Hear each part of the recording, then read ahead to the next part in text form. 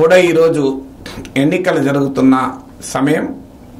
So ఈ సమయంలో పాకిస్తాన్ మంత్రి ఒకతను కేజ్రీవాల్కు విష్ చేస్తూ కేజ్రీవాల్ గెలుపును ఆకాంక్షిస్తూ ట్వీట్ చేశారు. విద్వేషము తీవ్రవాదం పైన శాంతి సామరస్యం విజయం సాధించుగాక అంటూ పాకిస్తాన్ మంత్రి ట్వీట్ చేశాడు. సహజంగానే ఈ ట్వీట్ కేజ్రీవాల్కి కాదు ఉపయోగపడేది, బీజేపీకి. ఎందుకంటే భారత్ పాక్ల మధ్య ఉన్న శత్రుత్వ రీత్యా శత్రువు భారతదేశంలో ఎవరిని ఎండార్స్ చేసినా వారు దేశద్రోహులుగా ముద్ర వేయబడతారు. అదే భారతీయ జనతా పార్టీ చేస్తున్న పని. గత కొంతకాలంగా రాహుల్ గాంధీకి కేజ్రీవాల్కు పాకిస్తాన్లోని అభిమానులు ఎక్కువ. బీజేపీది మోడీ గ్యారంటీ అయితే రాహుల్ గాంధీది చైనా గ్యారంటీ అంటూ బీజేపీ అటాక్ చేస్తూనే ఉంది. అఫ్కోర్స్ బీజేపీ యొక్క రాహుల్ గాంధీ కేజ్రీవాల్ చేశారా?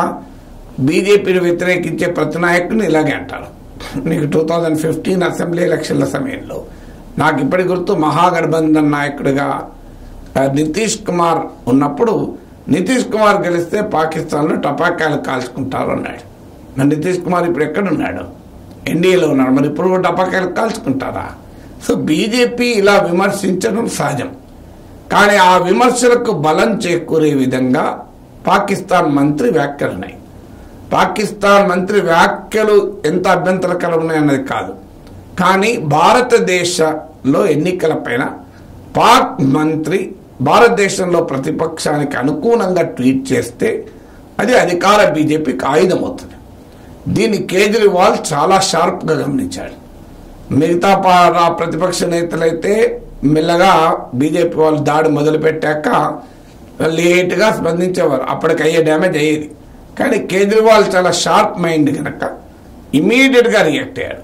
భారతదేశంలో ఎన్నికలు భారతదేశ ఆంతరంగిక వ్యవహారం. మా దేశంలో సమస్యల్ని మేము ఎదుర్కోగలిగే సత్తా ఉంది. మొదలు నీ దేశం సంగతి చూడు. నీ దేశం చాలా గందరగోళంగా ఉంది. మొదలు నీ దేశాన్ని చెక్కబెట్టుకో అంటూ అరవింద్ కేజ్రీవాల్ పాక్ మంత్రికి ఏకంగా క్లాసే పీకారు. ఈ క్లాస్ పీకడం బీజేపీకి పీకడం ఒక రకంగా, పాక్ మంత్రికే కాదు. సో మీరు దీన్ని ఉపయోగించుకునే అవకాశం నేను ఇవ్వను. సో మీరు అంటే అప్పటికే కిరణ్ రిజిజు కేంద్ర మంత్రి మేము ముందే చెప్పలేదా, పాకిస్తాన్లోనే కేజ్రీవాల్కి ఎక్కువ మంది అభిమానులు ఉన్నారని మేము ముందే అన్నాం కదా అని మొదలుపెట్టారు. కానీ అరవింద్ కేజ్రీవాల్ టైమ్లీ ఇంటర్వెన్షన్ ఉపయోగపడింది. సో తీవ్రవాదాన్ని ప్రోత్సహించేటువంటి దేశం నుంచి మేము పాఠాలు కోరుకోవడం లేదు అని కూడా కేజ్రీవాల్ పాకిస్తాన్ అటాక్ చేశాడు. సో తనకు అనుకూలంగా ట్వీట్ చేశారన్నది కూడా లెక్క చేయకుండా కేజ్రీవాల్ తీవ్రంగా స్పందించాడు. అందువల్ల మొదలు నీ దేశం చూసుకో, మాకు అవసరం లేదు, ఇది మా ఆంతరంగిక వ్యవహారం, మేము క్యాపబుల్, మా సమస్యలను మేము పరిష్కరించుకోవటానికి నీ నీతులు పక్కన పెట్టు అని చెప్పి కేజ్రీవాల్ జవాబు చెప్పాడు. కేజ్రీవాల్ చేసింది వ్యూహాత్మకమైన స్పందన. ఎందుకంటే లేకపోతే అది భారతీయ జనతా పార్టీకి పెద్ద ఆయుధం అవుతుంది. Of course Kejriwal class Pakistan మంత్రికి పీకినా బీజేపీ ఊరుకుంటుందా? బీజేపీ ఊరుకోదు. పాకిస్తాన్ మంత్రి ట్వీట్ చేయకముందు కూడా బీజేపీ అన్నది, ట్వీట్ చేశాక ఎందుకు ఊరుకుంటుంది? మీరు చూడండి, మోడీ ఇక లాస్ట్ ఫేజ్ ఎలక్షన్స్ ఉన్నాయి కనుక బహుశా పాకిస్తాన్ మంత్రికి కూడా ఫస్ట్ ఫేజ్లోనో సెకండ్ ఫేజ్లోనో కామెంట్ చేయలే. అదొక అడ్వాంటేజ్ అయింది అప్పటి ఇండియా కూటమికి. లేకుంటే ఆ మెదలేని వాడు మొదటి ఫేజ్లోనో రెండో ఫేజ్లోనో కామెంట్ చేస్తుంటే ఇప్పటికి మోడీ ఊరూరా తిరిగి దేకియే పాకిస్తాన్ ని లోగోं को जोड़ रहे అని చెప్పి అనేవాడేమో. కానీ లాస్ట్ వేదికచ్చి ఎన్నింగ్ వచ్చిన సమయంలో అన్నాడు. అఫ్ కోర్స్ ఈ 3-4 రోజులు కూడా, అంటే ఫస్ట్ నాడు polling last phase 30th evening వరకు కూడా ఉంటుంది.